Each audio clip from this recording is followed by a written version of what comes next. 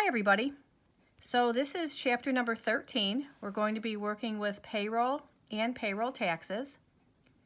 So what I want you to think back to is chapter number 12, and you were working on payroll, more so the calculation of payroll.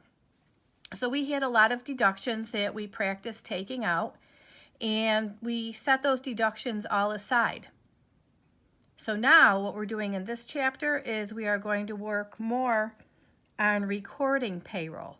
So all of these taxes that we took out, all of these deductions that we took out, we now have to pay them to where they go, to whatever part of the government, or if you are having things taken out for your retirement or whatever. So what I want you to take a look at before we get started, and I know you watched the video ahead of this on the Google Slides, I want you to take a look at some of the new accounts here. So we now have something called a salary expense. Let's take a look at all of these payables. These are all liabilities. So this is your employee income tax, which we dealt with in chapter number 12. This is the amounts that you had taken out for your federal tax, where you use the chart to do your calculations.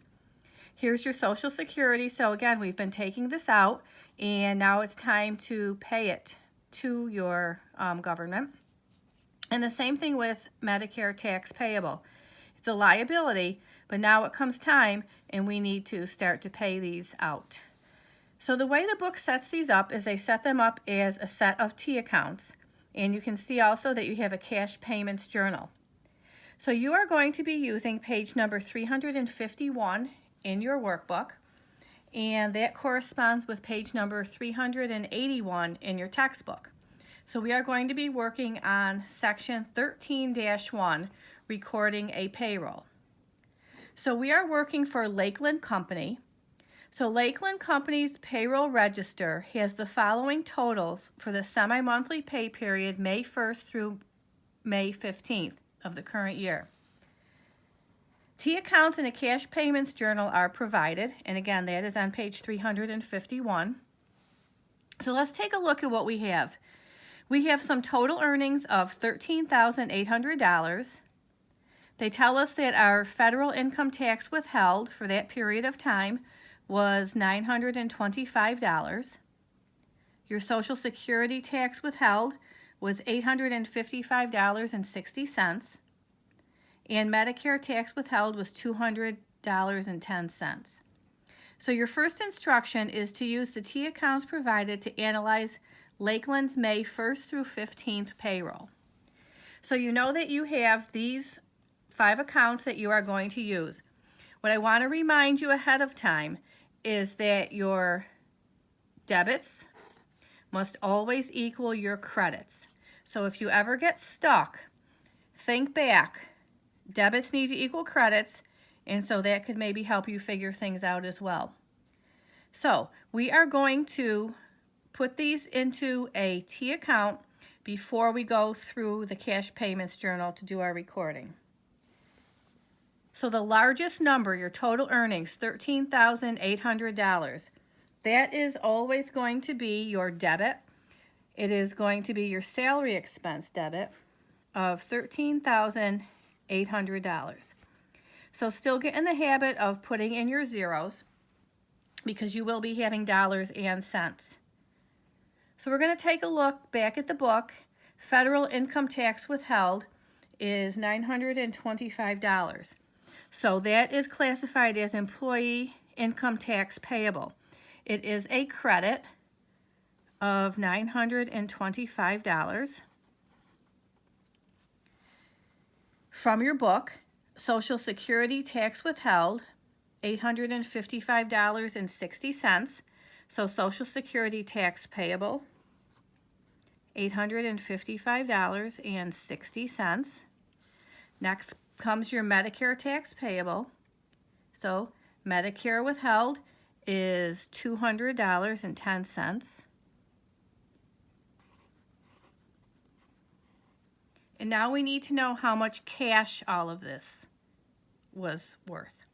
So you're going to add up your credits, subtract from your one debit, And the amount of cash that you paid out was $11,819.30.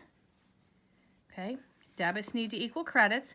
So if you add these together, you should get the total of your salary expense. Okay, next step is to journalize the payment of Lakeland's May 1st through 15th payroll on page 6 of the Cash Payments Journal. So page 6 of the Cash Payments Journal.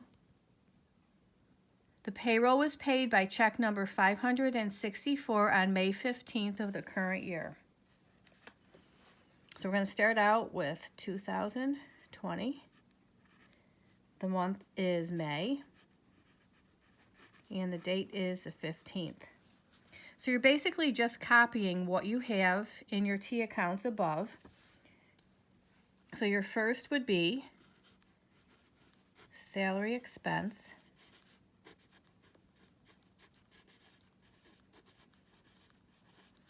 And they told us it was check number 564. And the full amount is a debited amount, $13,800. Don't forget your zeros. Next, these are credits, so remember to indent. Employee income tax payable.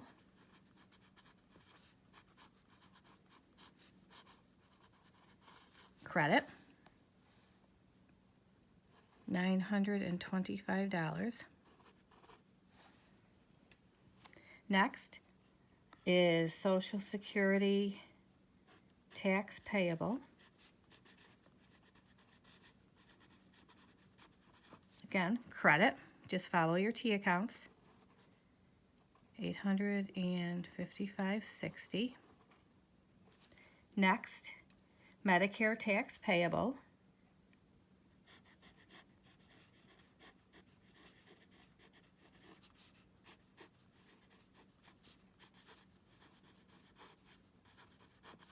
And this also is a credit for $200.10. So don't forget Cash Payments Journal. One column that always must be filled in is your cash credit column. So cash is $11,819.30.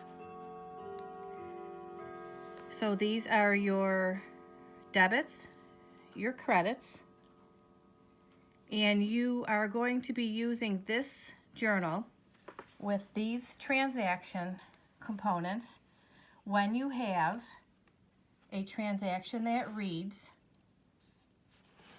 paid cash for semi-monthly payroll.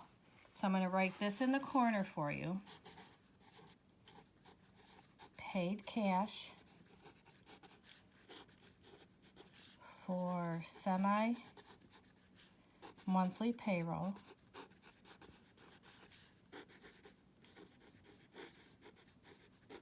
And then they would start to list the different items, which in this case would be your employee income tax payable, Social Security, Medicare, all totaling your salary expense. So what I'd like you to do for class tomorrow is I'd like you to do the on your own problem for 13-1, and that is on page number 381 in your textbook, 352 in your workbook. Okay, so have a good day, and I will see you tomorrow.